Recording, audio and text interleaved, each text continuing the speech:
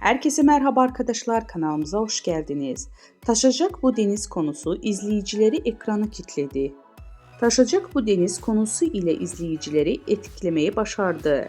Dizi Karadeniz'in hırçın doğasında kök salmış, düşmanlığı olan Fırtınalı ve Koçeri ailelerinin kan davası ve bu kan davasının ortasında imkansız bir aşkı anlatıyor.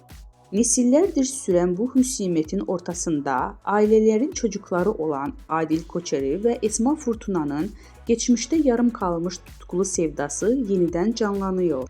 Esme'nin Adil'i vurması tüm olay örgüsünü beklenmedik bir döneme sokar.